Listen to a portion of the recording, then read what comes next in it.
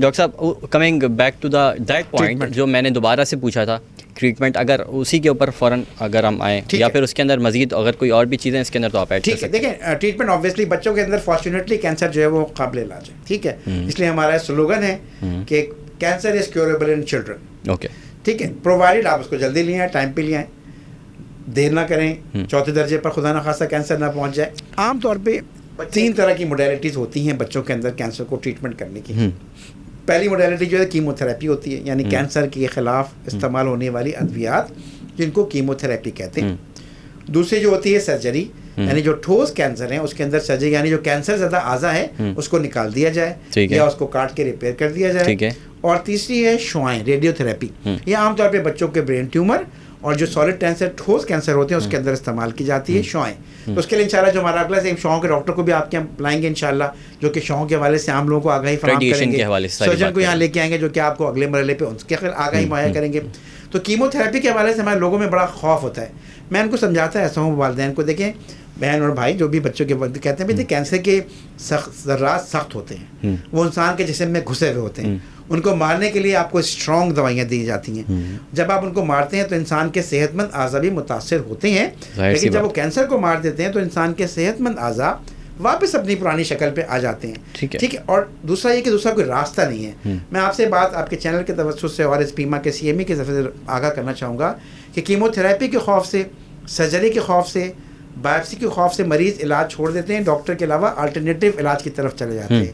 Alternative میں ظاہر ہے وہ دوسرے جو علاج ہیں جیسے ہومیوپیتھک ہے اور دوسری اور جو یونانی بہت ساری اس طرح کی چیزیں ہوتی ہیں، یا وہ دم اور درود کی طرف چلے جاتے ہیں. اس کی وجہ سے جو سب سے بڑا نقصان یہ ہوتا ہے کہ بیماری 1-2 مہینے اور ڈیلے ہو جاتی ہے. پھر جو قابل علاج کینسر ہوتا ہے وہ وقت کے ساتھ ایک ناقابل علاج کینسر میں تبدیل ہو جاتا ہے. اور میں آپ کو بہت افسوس سے بات کہتا ہوں کہ ہمارا دل دکھتا ہے کہ جب وہ فیملی 6 مہینے 8 مہینے کے بعد دوبارہ سے وہی کینسر جو شروع میں شاید ایک چھوٹے 1 انچ کا ہوتا تھا، وہ جو ہے وہ ایک ٹینس کے بال کے سائز کا ہو چکا ہوتا ہے اور وہ بچے کی جان کا لازمی لینے کا باعث بن سکتا ہے. تو اس لیے بہت ضروری ہے کہ ڈاکٹرز کی بات کو مانیں اور جو مروجہ اسٹینڈرڈ آف کیئر ہیں اسی کو فالو کیا جائے.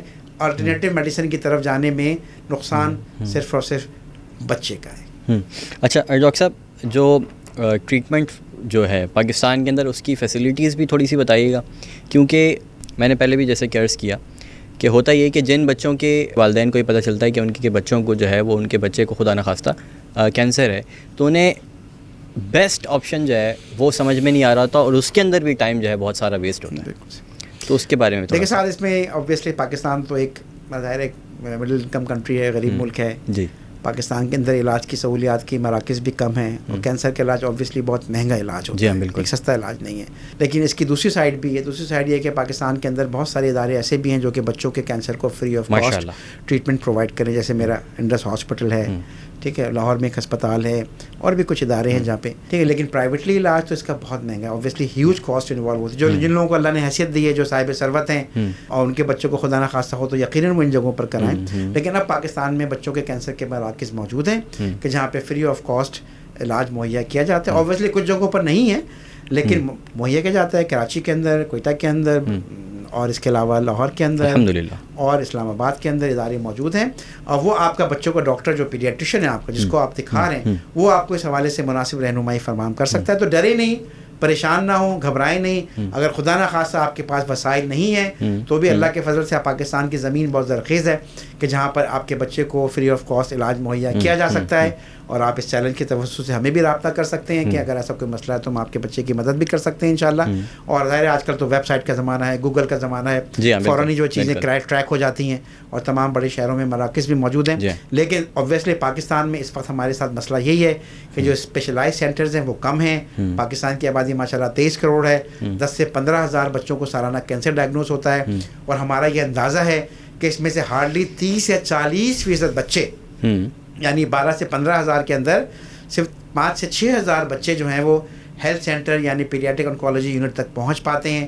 6 سے 7 ہزار بچے بدقسمتی سے ابھی بھی ان جگہوں پر نہیں پہنچ پاتے، ان کی ڈائگنوز نہیں ہو پاتی اور وہ بچے ان ڈائگنوز اس دنیا سے چلے جاتے ہیں. تو یہ جو پروگرام ہے اس کو پریزنٹ کرنے کا مقصد بھی یہی ہے کہ والدین کو عام لوگوں کو آگاہی فراہم کی جائے کہ بچوں میں کینسر کے عام سائن کیا ہوتے ہیں, عام علامات کیا ہوتی ہیں, کیا کیا ٹیسٹ ہوتے ہیں, اور کن چیزوں پر بچے کو کہاں جانا چاہیے بچے کے والدین کو, تاکہ اس کا بر وقت علاج ہو سکے اور وہ اس خطرناک بیماری سے بچہ اور اس کے والدین بچ سکیں. ڈاکٹر صاحب, پروگرام کو اختتام کی جانب ہم لے جا رہے ہیں. آخری سوال آپ سے کرنا چاہوں گا چھوٹا سا. کینسر سے بچاؤ کے لیے کوئی ویکسین وغیرہ جو جس کو ہم کہتے ہیں کہ پری ریکوزٹ کے طور پہ کوئی ویکسین وغیرہ بھی ہے یا؟ دیکھیے آپ کا یہ سوال بہت اچھا ہے. دیکھیں ہم تو پرائمری طور پہ بچوں کے ڈاکٹر بھی ہیں, پیڈیاٹریشن بھی ہیں, پیڈیاٹرک انکولوجسٹ تو بعد میں بنا ہوں, پہلے تو پیڈیاٹریشن. جی ہاں بالکل. تو ہم لوگ تو ایڈوکیٹ ہیں کہ بچوں کو ویکسین لگوانی چاہیے ویسے بھی, ٹھیک ہے نا, ٹائیفائڈ کی, ہیپاٹائٹس کی, میزلس کی, چکن پاکس کی, جہاں جو لگ سکتی ہیں لگانی چاہیے. پاکستان کے جو ایکسپینڈڈ پروگرام آف امیونائزیشن ہے اس کے اندر تقریباً 8 سے 9 بیماریوں کے خلاف حفاظتی ٹیکے موجود ہیں. بالکل ایسے ہی. تو ظاہر ہے اس تناسب سے میں چاہوں گا کہ ہر والدین اپنے 5 سال سے کم عمر کے بچوں کو لازمی ویکسینیشن کروائیں. اب رہی بات کینسر سے بچاؤ میں ویکسینیشن کا رول, صرف ہیپاٹائٹس بی ہے جو کہ بچوں کے اندر یا بڑوں کے اندر لیور کا کینسر کرتا ہے. جی ہاں. تو اگر کسی کو ہیپاٹائٹس بی کی ویکسین لگی ہوئی ہے تو اللہ کی ذات سے قوی امید ہے کہ کم سے کم ہیپاٹوما یا لیور کینسر تو اس کو مستقبل میں نہیں ہوگا. ہاں اس کے علاوہ کچھ بڑوں کے اندر نئی ویکسینز آ رہی ہیں. سروائکل کینسر کے خلاف خواتین میں جو بچہ دانی کا کینسر ہوتا ہے اس کی ویکسین آ گئی ہے, ہیومن پیپیلوما ویکسین آ گئی ہیں, اور بھی ویکسینز آ رہی ہیں. لیکن آبویسلی ویکسین کا رول کینسر کی پریونشن میں کم ہے, لیکن ہم لوگ جو کینسر کے ڈاکٹرز ہیں, جو بچوں کے ڈاکٹرز ہیں, وہ ریکمینڈ کرتے ہیں کہ اپنے بچوں کو ٹائملی ویکسین لگوائیں. اور جو ینگ لڑکیاں ہوتی ہیں ان کو سروائکل کینسر کے خلاف حفاظتی ویکسین جو ہے ضرور لگوائیں, تاکہ ان کو سروائکل کینسر خدا نخواستہ جو ہونے کا خطرہ ہوتا ہے اس سے بچایا ہوا ممکن ہو. بات کے ٹھیک ہے سر, یہ بھی بتا دیں ساتھ کہ یہ بچوں کی تو خیر پتہ ہی ہوتا ہے کہ کہاں کہاں سے ویکسینز لگ رہی ہیں. یہ والی جو آپ نے ابھی بتائی کہ جو ٹین ایج بچیاں جو ہوتی ہیں 16 17 18 سال کی, سروائکل والی جو ویکسین ہے, اس کا بھی تھوڑا سا بتا دیں گے کہاں سے؟ جی جی, یہ تو ویکسین اویلیبل ہے مارکیٹ میں, اویلیبل ہے روٹین میں, اور جو آپ کے ویکسینیشن سینٹرز ہیں وہاں پہ اویلیبل ہوتی ہے, اور بہت مہنگی بھی نہیں ہے. مجھے ایگزیکٹ اس کی کاسٹ تو نہیں پتہ ہے, لیکن دس از اویلیبل.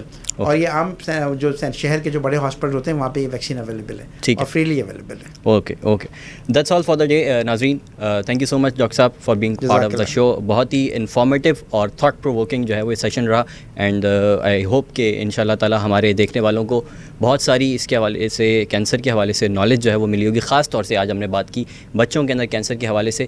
تو امید کرتے ہیں کہ آپ کو یہ سیشن اچھا بھی لگا ہوگا. اس کو آپ نے زیادہ سے زیادہ شیئر کرنا ہے, اور اس کو ایک طور سے اپنے دماغ کے اندر یہ رکھیے کہ جب آپ اس کو شیئر کر رہے ہیں تو یہ آپ کے لیے صدقہ جاریہ بن سکتا ہے. کیونکہ اگر آپ کی اس شیئر کردہ ویڈیو سے کسی کو مدد ملتی ہے کہ وہ اپنے بچے کو کینسر سے بچا سکتا ہے, تو آپ کے لیے صدقہ جاریہ بنے گا. This was Muhammad Saad Aslam signing out. آپ سے ملتے ہیں اگلے پروگرام میں. اللہ حافظ.